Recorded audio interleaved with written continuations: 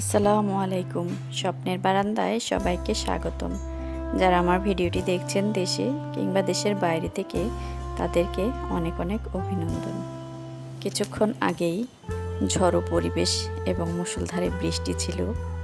ভেবেছিলাম আজকে হয়তো বের হওয়াই যাবে না, তো যাই হোক আল্লাহর রহমতে পরিবেশটা কিছুটা শান্ত হয়েছে। তো যাই হোক এই পরিবেশেও বাইরে বের হতে হলো, কারণ বাচ্চাদের পরীক্ষা চলছে। ঝড়ো বৃষ্টিতে বাইরে গাছপালা ভেঙে পড়ে আছে, খুবই অবস্থা খারাপ। এই তো পাশের দোকানপাটগুলো বন্ধ হয়ে আছে, অবশ্যই এগুলো বিকেলে খুলে, কারণ এখানে মটকা চা পাওয়া যায়। তো বিখ্যাত মটকা চা খেতে অনেকেই হয়তো এখানে আসেন।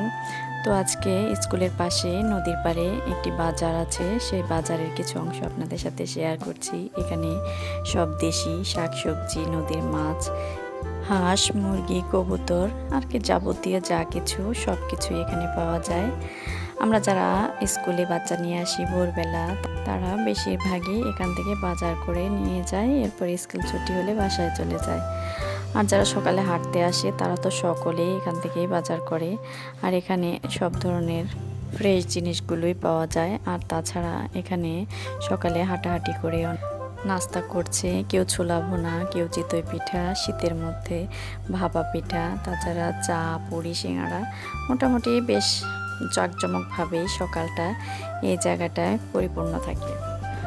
আর ব্রহ্মপুত্র নদীর পাড়ে এখানে একটি পার্ক, যেহেতু এখানে অনেক জায়গা এবং খোলামেলা আছে, তো অনেকের বাচ্চা কাচ্চা নিয়ে এসে এখানে সকালটা সময় কাটিয়ে যায়। পরিবেশটা এত সুন্দর। আর এই তো স্কুলের গার্জেনরা, আজ স্কুল ছুটি হয়ে যাবে, তো এখানে পার্টি চলছে ঘরোয়া খাবারের। নদীর পাড়ে খোলা আকাশের নিচে এরকম একটি সবুজ শ্যামল পরিবেশে খাওয়া দাওয়া সত্যি মনে হলো যেন ছোটোখাটো একটি পিকনিক হয়ে গেল। আর আকাশের অবস্থা যেহেতু সকাল থেকেই ভালো ছিল না, হুট করেই কেমন অন্ধকার হয়ে আসছে আর বাতাসও উঠে এসেছে। তো যাই হোক শেষমেশ আল্লাহর রহমতে বৃষ্টিটা নামেনি, না হইলে সবাই হয়তো ভিজে যেতাম।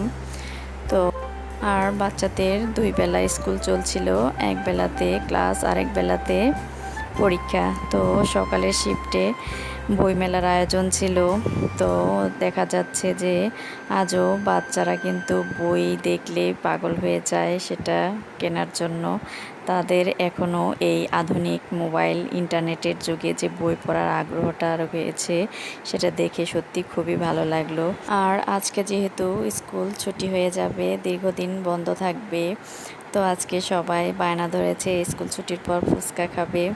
ভিডিওটি ভালো লাগলে চ্যানেলটিকে সাবস্ক্রাইব করে পাশে থাকবেন। ভিডিওটি সম্পূর্ণ দেখার জন্য সবাইকে অসংখ্য ধন্যবাদ। সবাই ভালো থাকবেন। আল্লাহ হাফেজ।